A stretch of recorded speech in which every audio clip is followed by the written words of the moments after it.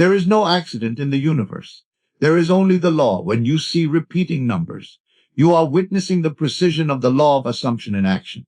You are the operant power. You are the architect. These numbers are the blueprints of your attention made visible. Do not give your power away to the number. Do not bow down to 1111 as if it were a god. You are the god of your reality. The numbers are simply the shadows cast by your own light. If you are ready to stop being superstitious and start being the master of your world, pay attention. We are about to explain the real reason the numbers are following you. You must first understand the fundamental nature of the world you live in. As I have told you time and time again, the world is a mirror. It has no volition of its own. It has no ability to originate a message. It can only reflect what you are doing within the silence of your own consciousness. When you look into a mirror and you see a frown, you do not try to smooth out the glass. You do not ask the mirror why it is frowning at you. You know that the frown is on your own face. Yet when you look at the world and you see patterns, whether they be obstacles or opportunities or repeating numbers, you instantly forget this law. You ask, what does this mean? You treat the reflection as if it were a separate entity trying to communicate with you. This is the great error of man. He falls in love with the shadow and forgets the substance. You are the substance. Consciousness is the only reality. If you are seeing the number 111 or 222 or 333 everywhere you turn, it is because your attention has been fixed upon a certain frequency, and the world, being a faithful servant, must bear witness to that frequency. Now let us go deeper. Why do these numbers appear? Many of you believe in signs. You believe that if you see a certain number, it means your manifestation is coming. You believe that the angels are sending you a telegram. But I tell you, signs follow, they do not precede. Signs follow them that believe. The number is not the cause of the event. The number is the effect of your state of mind. If you are living in a state of expectancy, if you are living in a state of high spiritual alertness, you will naturally project patterns of order onto the screen of space. The repeating number is a symbol of order. It is a symbol of mathematical precision. When your mind is focused, when your intent is clear, the chaos of the world begins to organize itself. You see this organization as repeating digits. It is a feedback loop. It is the universe telling you, yes, I hear you. Yes, I am reflecting you. But it is not an external authority telling you what to do. It is your own echo. Let us look at the specific vibrations of these numbers through the eye of the mystic, not the eye of the fortune teller. When you see the number 1 repeated, 111 or 1111, this is the number of the I am, the vertical line, the pillar. It represents the self. It represents the unity of God and man. When this number floods your vision, it is a reminder of your own identity. It is calling you back to the source. It is asking you, who do you say that I am? Are you identifying with your limitations, or are you identifying with your divinity? The world is made of the I am. Before you can say, I am rich, or I am poor, or I am sick, or I am well, you must first say, I am. That awareness of being is the only door through which the power of God enters your life. When you see the ones, do not ask if you are going to meet your soulmate. Ask yourself, am I remembering who I am? Am I remembering that I am the creator of this scene? Use the number as a trigger to return to the feeling of the wish fulfilled. Use it as a reminder that you are the central actor in this drama. Now, consider the number 2, 222. This is the number of division, but also the number of choice. It represents the two outlooks on the world, the carnal mind and the spiritual mind, the senses and the imagination. As it is written, choose ye this day whom ye will serve. When you see the 2s, you are standing at a crossroad. You are being presented with a choice between the evidence of your senses, which tells you that you are broke or lonely, and the evidence of your imagination, which tells you that you are wealthy and loved. The number 2 is asking you, which master are you serving? Are you double-minded? For let not the double-minded man think he shall receive anything of the Lord. To see the 2s is a prompt to unify your mind. It is a call to align your conscious desire with your subconscious feeling. It is a call to marry the thought to the emotion. When the 2 agree on earth, it shall be done for them by my Father which is in heaven. The number is not predicting a conflict. It is revealing the opportunity for union within yourself. Then we have the number 3, 333. This is the number of generation, the number of resurrection. It takes 3 days for the tomb to open. It represents the spiritual process of creation. You have the desire, which is the father. You have the feeling, which is the mother. And you have the manifestation, which is the child. When you see the threes, it is a witness that the creative act is in motion. But do not wait for the outer confirmation. The fact that you are noticing the pattern means the seed has been planted. The number 3 reminds you of the Trinity within, not a God sitting on a cloud, but the Trinity of your own consciousness, imagination, faith, and experience. If you see this number, rest in the confidence that the pregnancy is real. The spiritual seed has taken root. You do not dig up the seed to see if it is growing. You trust. The number 3 is the number of confidence. And what of the number 4? 444. This is the number of the foundation. The 4 corners of the earth. The 4 letters of the holy name of God, Yod-He-Vav-He. This represents the stable reality. It represents the manifestation taking solid form. When the 4s appear, it is your own consciousness telling you that the ground you are standing on is holy ground. You are building a house not made with hands, eternal in the heavens. Your mental house. The state of consciousness you occupy is your house. If you are dwelling in the state of security, you will see symbols of stability. The number 4 is a reflection of a settled mind. It is the peace that passes understanding. If you are seeing this, it is not because a spirit guide is whispering in your ear. It is because you have successfully stabilized your attention. You are no longer drifting. You are anchored in the truth. Now, I must warn you about the danger of the number 5, or any number that implies change or disruption to the superstitious mind. 555. People say this means big change is coming. They fear it, or they crave it anxiously. But remember, there is no future that is not created by your present. The future is just the imaginal act of the present extended.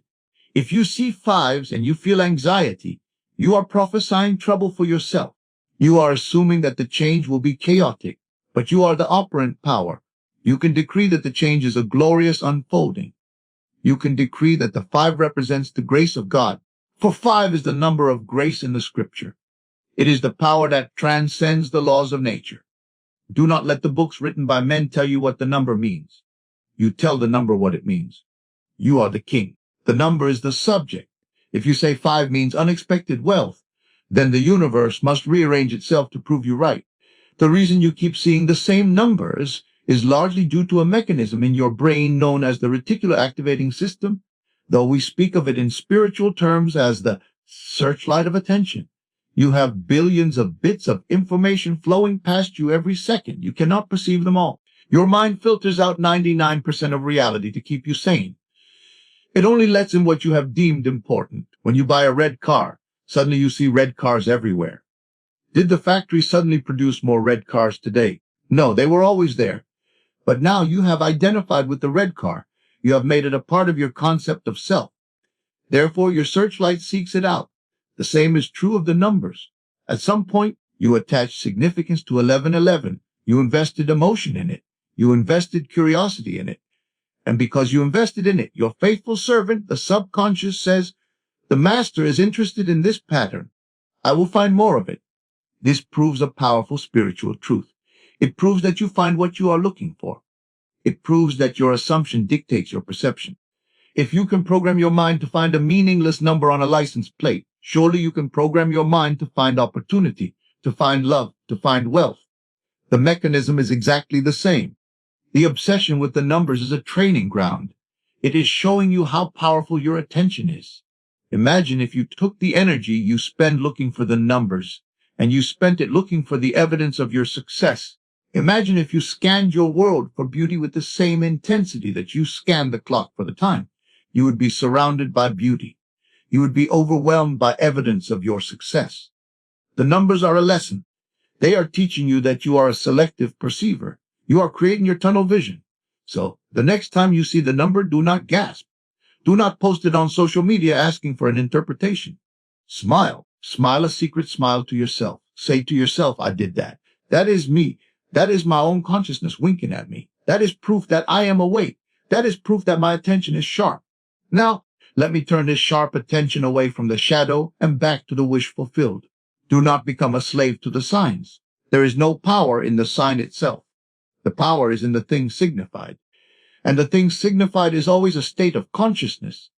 If you give the number power over you, you are breaking the first commandment.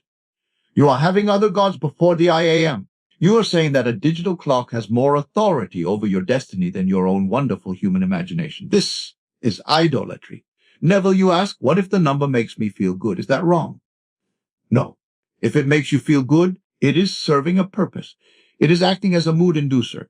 If seeing the number helps you catch the mood of the wish fulfilled, then use it. Use it as a stepping stone. But remember, the stone is not the destination. The feeling is the secret. If you need the number to feel safe, you are not truly safe. You are dependent. True safety comes from the knowledge that you and the Father are one. True safety comes from the knowledge that you can close your eyes, shut out the world of numbers and facts, and construct a scene that implies your desire is realized.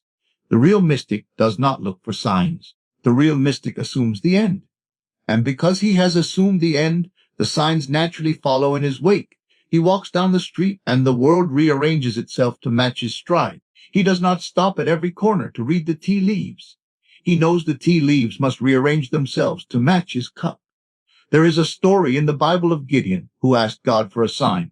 He put out a fleece of wool and asked for dew on the fleece, but dry ground around it. And it happened. Then he asked for the reverse. Dry fleece and wet ground, and it happened. Gideon needed the signs because his faith was weak. He needed external proof before he could act. This is the state of the spiritual infant. It is allowed. God is merciful. But you are called to be a spiritual giant. You are called to walk by faith, not by sight. Walking by sight means waiting for the number. Walking by faith means knowing it is done, even if the clock is broken, even if the license plate is blank. So why do you keep seeing them? Because you are waking up. You are beginning to notice the dreamlike nature of reality. In a dream, things repeat. In a dream, symbols are fluid. You are realizing that this waking life is nothing more than a vivid dream. The numbers are the glitches in the matrix, showing you that the reality is responsive. It is soft. It is malleable. Take the number as a complement to your own focus. But then go higher. Use the occurrence of the number as a call to prayer. Not a petition, but an affirmation. Every time you see the number, let it be a bell that rings, calling you to remember your ideal. Let it trigger the thought. Thank you, Father. Thank you that my desire is a reality. Thank you that I am that which I want to be. Turn the superstition into a technique. Make the number work for you. Do not work for the number. If you see a sequence that the word calls bad, like 666, you must instantly revise it. You must refuse to accept the word's definition. 6 is the number of man. It is the number of labor. It is simply the sixth day before the rest. It is not evil. Evil is a human concept. To the pure, all things are pure. If you see a number that scares you, it is revealing a pocket of fear in your own mind. It is revealing a superstition you still hold. Cleanse it, bless the number. Say, this too is a part of God's perfect harmony. And watch the fear dissolve. You are the architect. The numbers are just the measurements on your ruler. You do not fear the ruler. You use the ruler to build a palace. Build a palace of noble thoughts. Build a palace of loving emotions. And the numbers will line up like soldiers to salute you. We often speak of the bridge of incidents. This is the series of events that leads you from where you are to where you want to be. Sometimes these numbers are like the mile markers on that bridge. They are reassuring. They tell you that you are moving. But do not park the car at the mile marker and worship it. Keep driving. The destination is not the number. The destination is the lifestyle. The destination is the person you want to be. If you obsess over the numbers, you create a state of waiting. You are always waiting for the next triple digit, and the state of waiting pushes the manifestation away. Because if you are waiting, you do not have it. You must occupy the state of having. The person who already has the $1 million is not looking for signs that the money is coming. He has the money. He is busy spending it. He is busy enjoying it. Be that person. If the numbers appear, nod at them and keep walking. Do not stop. Do not gasp. Do not give them your energy. Give your energy to your inner vision. The inner vision is the truth. The outer number is just a shadow. Let us return to the silence. The silence is where the real numbers are crunched. In the silence, you calculate your value. If you value yourself at 0, the world will reflect 0. If you value yourself as infinite, the world will reflect infinity. The mathematics of the spirit are different from the mathematics of man. In the spirit, 1 plus 1 does not equal 2. In the spirit, 1 plus God equals a majority. You and your imagination are enough to reshape the entire universe. So tonight, when you lie down to sleep and you close your eyes, do not count sheep and do not count numbers. Count your blessings. Count the feelings of the wish fulfilled. Enter the state of sleep in the assumption that you are the master of your fate. And when you wake up, if the clock reads a certain number, smile and say, "It is good. Everything is very good." Remember, the world is a stage, and you are the writer, the director, and the star. The numbers are just the props. Do not let the props upstage the actor. You are the star. Shine. There is a profound freedom in realizing this. You are released from the anxiety of decoding messages. You are released from the fear of missing a sign. You realize that you cannot miss your destiny because you are creating it. You cannot miss the boat because you are the ocean. So, the real reason you keep seeing the same numbers is that you are powerful. Your mind is powerful. You have placed a stamp upon the world, and the world is showing it back to you. Now that you know you have this power, what will you stamp next? Will you stamp health? Will you stamp love? Will you stamp success? The choice is yours. The numbers are waiting for your command. Do not ask the world, "What are you trying to tell me?" Tell the world, "Here is who I am." And the numbers will rearrange themselves to sing your praises. You are the operant power. Never forget it. We are now coming to the end of the search. You have spent years looking at the clock, looking at the license plates, looking at the receipts, asking the shadows to tell you your future. But today the search ends. Today you find the pearl of great price. And what is the price? The price is the belief in powers outside of yourself. You cannot hold on to the belief that the number 11 has power and hold on to the belief that you are the operant power. You must sell one to buy the other. You must let go of the superstition to embrace the lordship of your own imagination. It is a radical step. It feels like walking a tightrope without a net. The reasoning mind screams, "But I need the signs. I need the reassurance." But I tell you, the only reassurance that matters is the feeling of the wish fulfilled. If you have the feeling, you do not need the number. And if you have the number but do not have the feeling, the number is a hollow shell. It is a resounding gong or a clanging cymbal. It signifies nothing. You must come to the point where you are so secure in your own skin, so secure in your identity as the creator, that if the entire world showed you the number 666 or 1000 or any pattern of K and say, "I am still the king," you would not be moved. You would not be shaken. This is the state of the master. The master dictates the meaning of the symbol. The slave asks the symbol for its meaning. Consider the biblical symbolism of numbers. We are told to forgive our brother 70 times 7. Do you think this is a math problem? Do you think you keep a scorecard and stop at 490? No. The number 7 is the number of perfection, of spiritual completeness. To forgive 70 times 7 means to revise the situation continuously, completely, until the memory of the offense is wiped from the earth. It is a state of total revision. It is the number of radical mercy. The numbers you see in your daily life are inviting you to this level of revision. If you see a number that reminds you of a past failure, revise it, change the equation. If you see a number that reminds you of a lost love, revise it. Claim that love is eternal and present. You are the mathematician of the spirit. You balance the books. You do not let the external world write the ledger. There is a story of the bronze serpent in the wilderness. When the people were bitten by snakes, Moses raised a bronze serpent on a pole, and anyone who looked at it was healed. But generations later, the people began to worship the bronze serpent itself. They gave it a name, Nehushtan. They burned incense to it. They forgot that it was just a symbol of the healing power of God. So the good King Hezekiah broke it in pieces. He destroyed the symbol to save the people from idolatry. You must do the same with your angel numbers. If you have begun to worship the 11, if you are burning the incense of your anxiety before it, you must break it in pieces. You must destroy the idol to find the God.